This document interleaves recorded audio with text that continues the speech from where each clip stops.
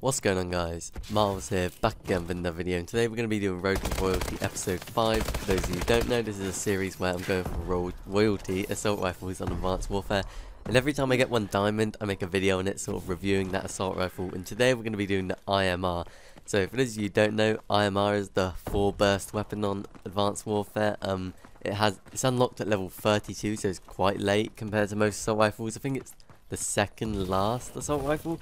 And this is the sort of 3D printed gun, I believe. Yeah, it's really awesome, futuristic weapon, and I was a pretty big fan of it. It was quite hard going for long shots on this weapon, but I'll go further into detail that in this video. So starting off with the damage can range anywhere from 35 to 24 depending on your range. So that makes for a 3 or 5 bullet kill, as people have 100 health on this game. And so it'll be anywhere between 3 and 5 bullets depending if you're close, if you're 3, if you're far, it'll be 5. And actually I think that's one of the highest amongst all assault rifles. It's slightly higher than the bow at close range, but at medium range it's a little less than the bow. So it's kind of a weird one. If you're close range, this thing is really good. If you're far away, it's not so great. But this gun, unlike any of the others, doesn't have any damage multiplier. So if you get a headshot with this gun, like, it won't increase damage at all, which is a little weird, and we're used to every other gun really having this headshot multiplier. But honestly, I think this gun would be super overpowered if it did have a headshot multiplier, because it is a 4 burst weapon. And that's why I really like this gun, because like I said earlier, at close range it has higher damage than the bow, and it's a 4 burst weapon, so it can deal 35 damage. Times by 4 is quite a big number. I can't figure that out in the top of my head. 145 maybe.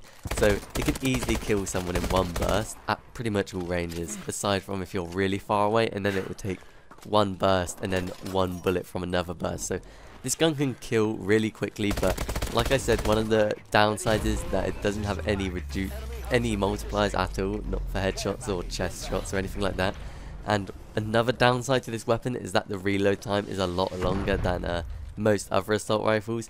If your mag's empty, it takes 2.3 seconds, and if it's got a couple of bullets in it, it'll take 2.75, which is actually quite a lot longer than the other assault rifles, because like the bow, AK, ARX, I believe are like 2-second reload times, or 2.3, so it's like 10-20% faster than most other assault rifles.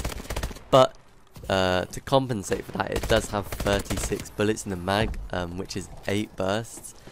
Most other assault rifles have 30 bullets in the mag, like the bow, AK. The ARX has slightly more, so the IMR has the second largest magazine, and it also has the second highest fire rate. So it has an 800 round per minute fire rate, which is slightly lower than the bow, but higher than the AK, the ARX, and the HBR, and the MK14.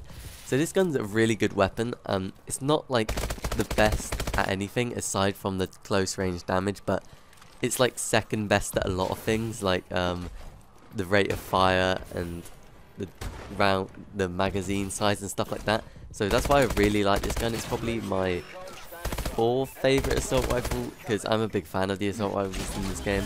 I prefer it over the MK14 and the ARX. I'd say if you want to use a burst weapon, be sure to use the IMR over the ARX, because this gun is really good. As for attachments, I'd recommend the stock, because aiming down sight you can strafe easier. It's a really useful attachment, as well as quick draw, because you want to like be pinpointing enemies really quickly, and you're going to have the advantage if you can aim down sights really quickly and you can burst fire them. As for variants, I wasn't really sure about which variants I enjoyed in this gun. I didn't really get any good variants, but there is one variant you unlock at 300 kills called the feedback, and this increases the fire rate from 800 to 857, but reduces the range and increases the view kick by 10%. So you guys might want to try that out. You'll probably get it whilst going for royalty, as it is only 300 kills. But aside from that, I wasn't too sure about any of the other variants. There was one variant which I used a little bit, where it automatically puts a silencer on your weapon, which I think that reduces damage at long range, but it is quite a good attachment to have. Not necessary, but especially if you're going for those long shots, I wouldn't recommend it. But if you're going for headshots and stuff, I'd recommend that silencer, as it saves you a point, and you can throw on an extra attachment for free, which is really nice. But overall, I like this gun. It's low recoil, really fun to use. Was quite easy to go for diamond, but the long shots were a little bit of a pain as it doesn't seem to have a great range. But yeah, I was a big fan of this gun. Let me know what you guys think of this gun, and I'll see you guys in another video.